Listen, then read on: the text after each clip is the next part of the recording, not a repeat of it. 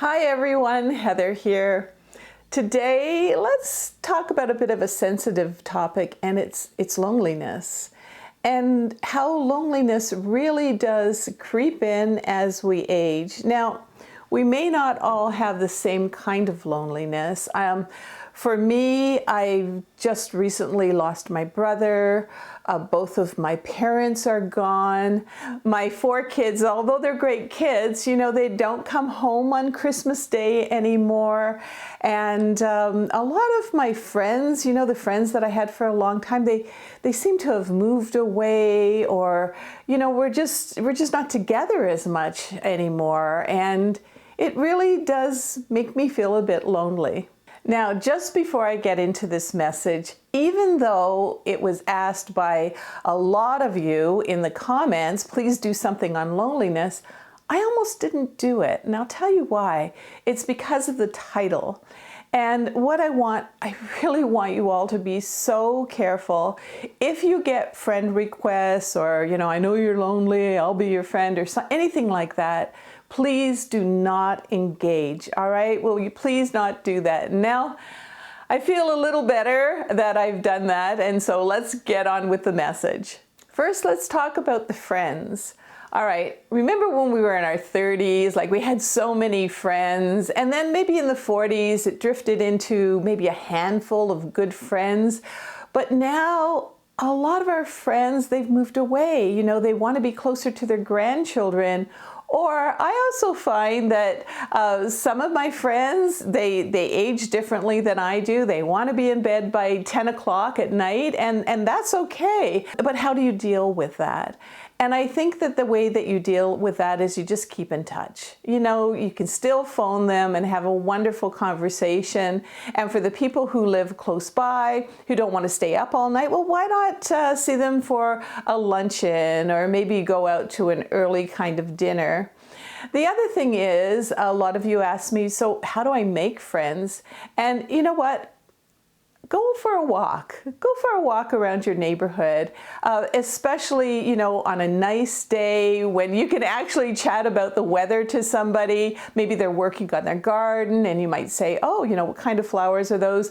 And you'll be able to find the good souls. By now you know who is a good soul. So I find that with my neighborhood. Other places that you can find, friendship is maybe volunteer. There's a lot of good souls there. Maybe join a pickleball team and, just for fun. Think about the things that you used to do when you were younger that you really, really enjoyed. Maybe you like art. There are art classes out there, music. Maybe join the church choir. Like, there's all kinds of places that you can meet people. And I know it sounds kind of really old, but these walks in the mall? I think it's a great idea, especially in the wintertime, because you meet like people, you get to look in the windows at the mall, and you're getting your exercise. Oh yeah, that's another thing, exercise. So maybe Tai Chi or yoga or something along those lines. And don't forget to stay until the end of this video, because I've got an inspirational quote for you just on loneliness. But for now, let's talk about the kids, right? Wow, they really can make you feel lonely. Here you were the mother, they were always like, Mom, Mom, Mom. And now, like, you're lucky to get a text, and it really makes you feel lonely inside.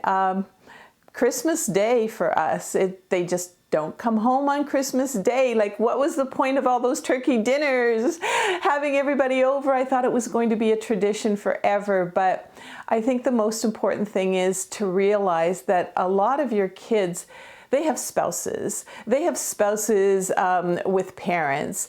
A lot of the parents have been divorced, so they got spouses with parents and step parents, and then they have their own family. Maybe they have their own kids, and they want to be there with their kids on Christmas Day. So I think it's really important that we kind of see things from their angle, and just don't be the kind of parent, this is what I think anyway, don't be the kind of parent that's always, no, you have to be home for Christmas Day, or you have to be here for Easter or Mother's Day, because I think that that's putting too much pressure on them. And talking about Mother's Day though, I don't want a text with emojis. I really want them to call me on Mother's Day. I want them to call me on my birthday. I want to hear their voice. So that's the one thing that I do insist on, you know, like, no, I want to talk to you, you know, give me a call. And so I don't think that's out of line at all. But the most important thing to remember about your kids is when they were younger, and sometimes they were struggling in school or whatever, you always wanted them to grow up and to be independent. And now that they've flown the nest, you know, and there should be some happiness about that, and also acceptance. And if you love videos like these inspirational kind of videos, I would love you to join me here every week. Subscribe, please. It really helps my channel. There's a button down there somewhere, and don't forget to click on the notification bell. I would love to have you here. And by the way, I don't know if everybody knows this, but I just kind of discovered that I could watch YouTube on my TV, and just talk to your service provider about this. It's fabulous. You know, when there's nothing on TV, I just put on YouTube, and that way, if you are watching these videos at home in your living room on your TV, well, it's just like we're having a cup of tea or a glass of wine or whatever your beverage is, and I'm right there in your living room. But for right now, let's talk about another way of being lonely, and that's when you're grieving. And although, you know, I'm actually grieving over our Yorkie, who was 15 years old, but I know it's not the same as grieving over a loved one. But I have just recently lost my younger brother. I have lost both parents. I have lost, you know, a very young niece. So there's so much of that has happened in my life. And so I know even right now, like you might think, oh, it's just a dog, but our little Yorkie, I'll tell you, we had him, like I said, about 15 years, and he was always with us. We work from home, so you sit on the sofa and you look and he's not there. And you go for a walk and the neighbors are saying, where's your dog? And he's not there. And so it's still kind of the same feeling, you know, that emptiness feeling. But there are ways that we can really help to, I'm not saying don't grieve naturally. You have to grieve naturally. But there are ways to start to grow out of it. And one of them is, please stay in touch with your friends and family. They want to talk to you, and you know, and get out of the house. If they invite you over or they bring over some food and they want to spend some time with you, make sure that you're doing that and not staying completely isolated.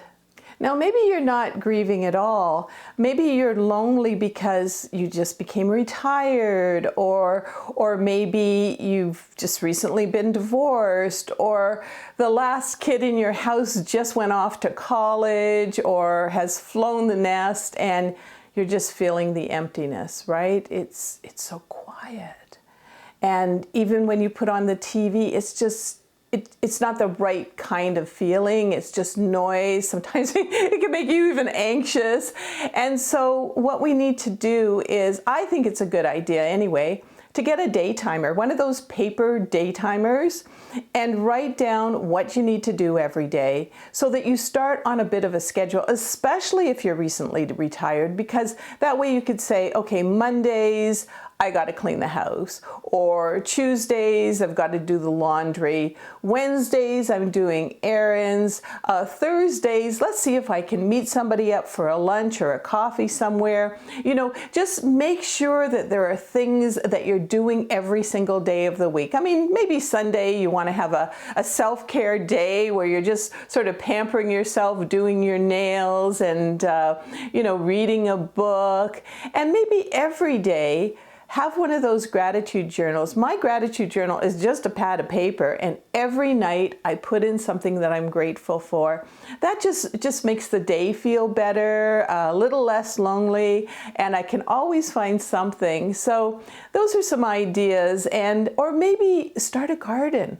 You know, those people that you're walking around and you're saying hi, you know, got a great garden there.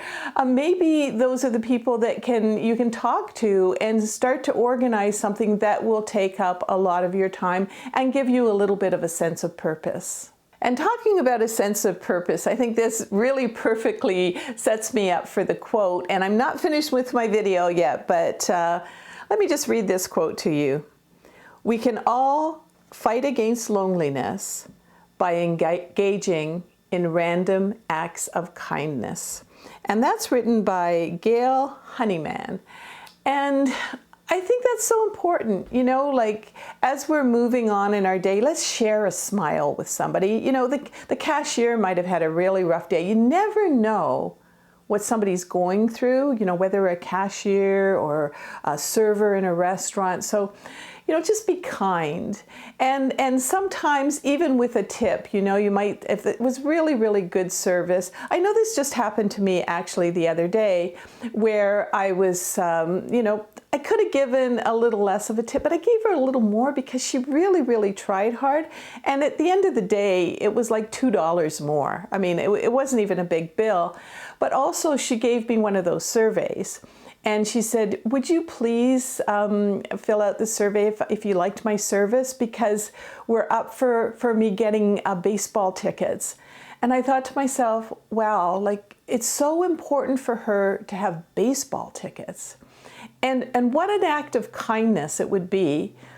I'm getting choked up, I don't know why, to help this woman who's a server, it's a roadhouse kind of place, get baseball tickets. And so we went ahead on Google, we did a beautiful survey on it, and the manager got back to us and said, yeah, she's just a wonderful server, and thanks so much for coming here. And boy, in my heart, I hope that I made her day, and I hope she gets those baseball tickets. But you can see how, you know what, that's almost a sense of purpose for me, just random acts of kindness. And I think that quote is so good, and I think it's so important to just pass on some happiness. And don't forget to take care of yourself. You know, look up new recipes with healthy alternatives, vegetables and fruits, and find a good book to read, and make yourself a special coffee or a special tea, and maybe if you're a morning person, sit in your backyard and watch the sunrise or watch the sunset if you're an evening person like me.